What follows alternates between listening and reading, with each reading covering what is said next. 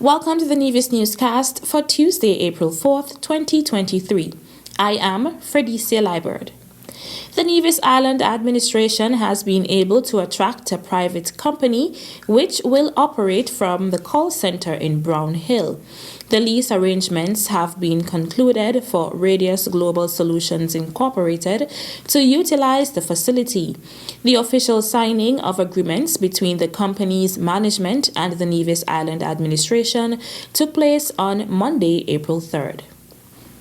I'm happy to report that here with us the principals from Radius, and that company has decided to take a chance on us here in Nevis and to set up shop here and to generate some employment and to have their business here.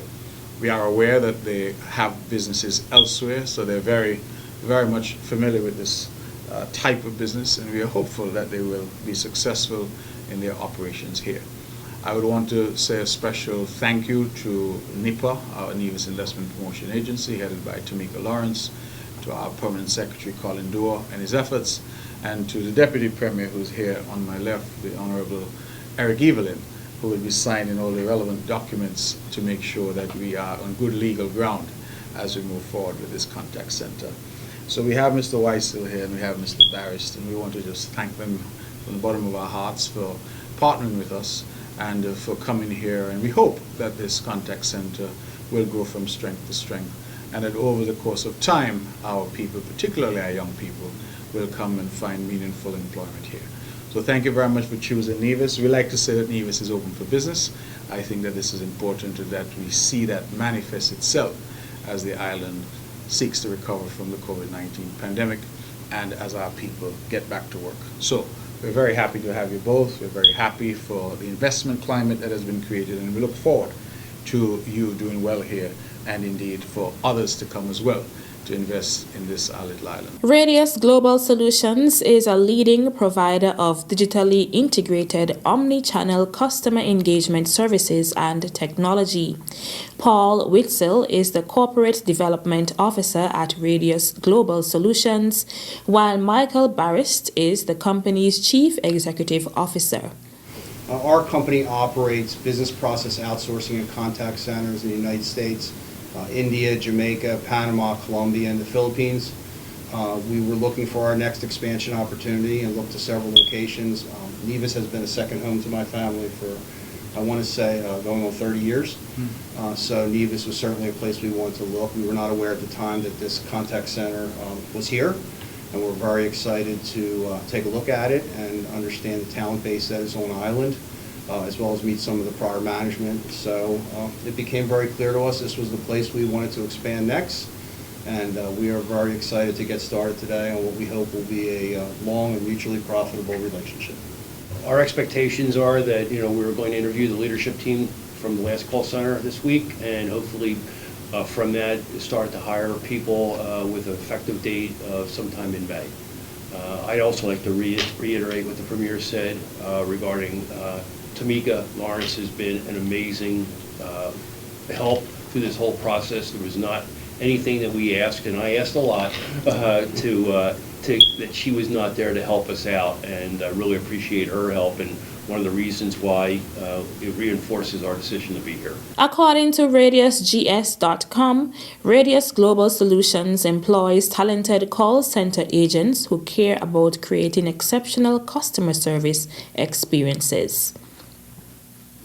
On Monday, April 3rd, a press conference was held to brief the public on this year's Gulf Insurance Limited and Bank of Nevis International Limited Inter-Primary School Championship scheduled for Wednesday, April 5th.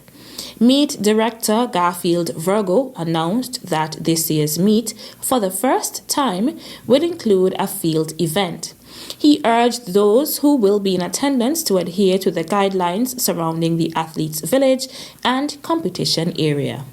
Apart from the regular track events this year, we are also introducing the cricket ball throw, very new event to some persons.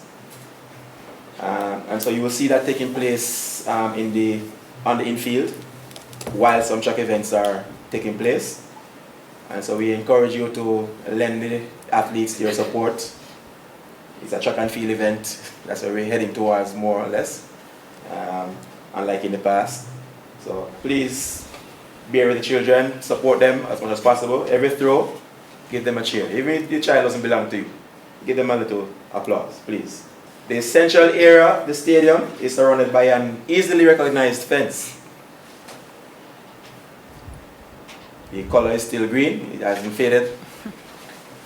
That enclosed area is the competition area.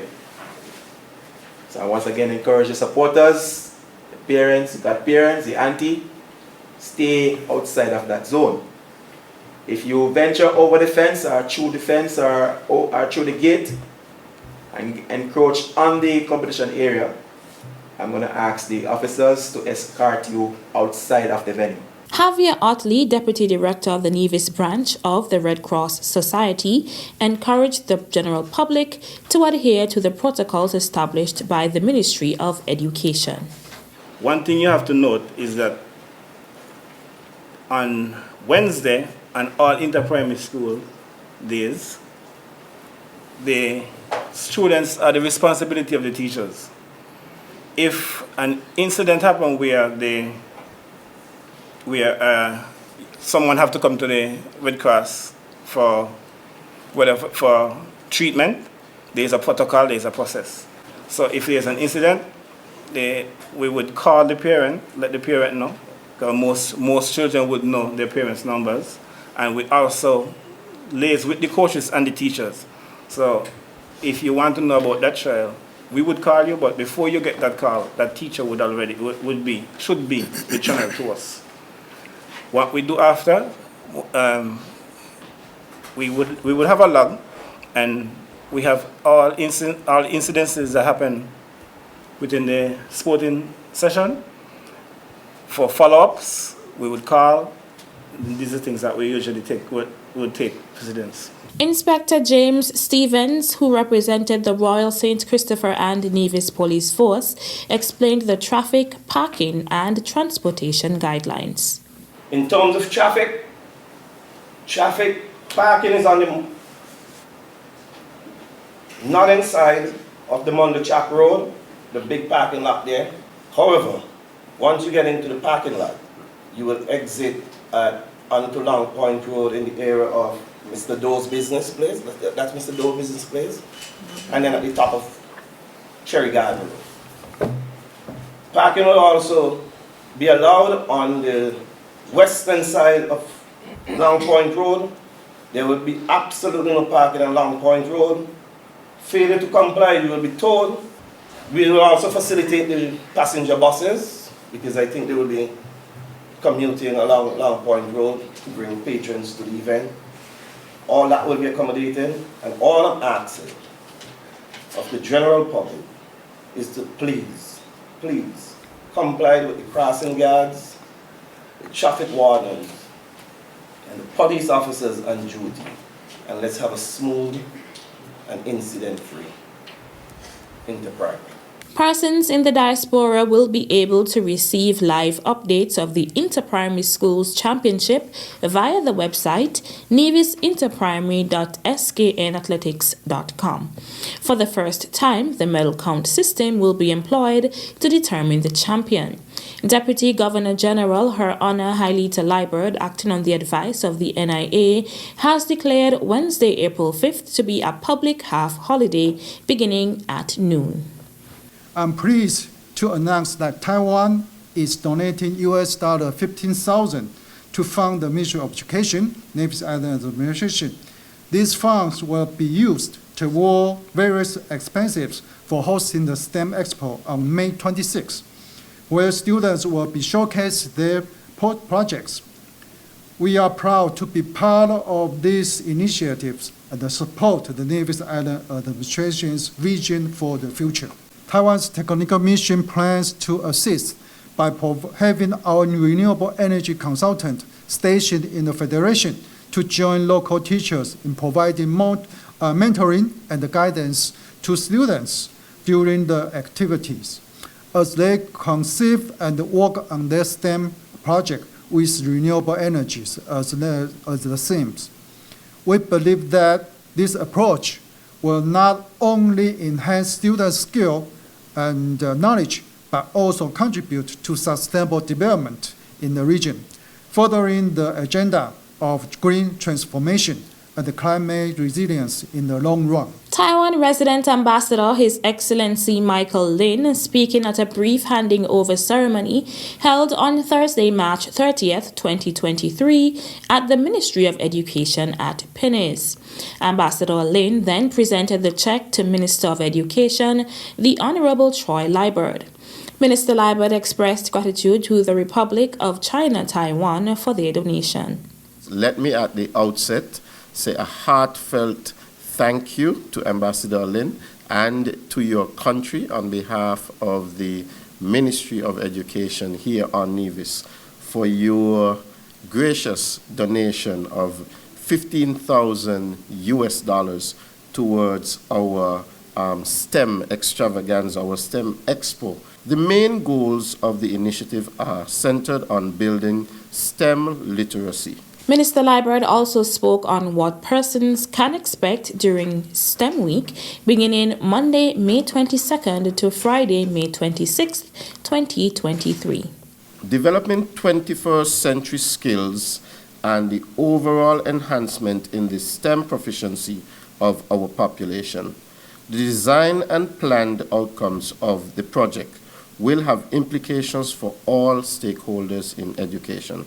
As part of our STEM rollout, we will be hosting our inaugural STEM Week from May 22nd to 26th. STEM Week initiatives include our STEM launch, and this will be on Monday the 22nd.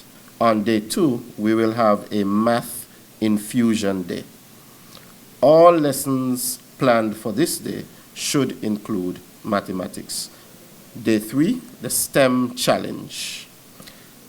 The STEM Challenge is a competition designed for students to apply the knowledge and skills gained in STEM subject areas to complete given performance tasks.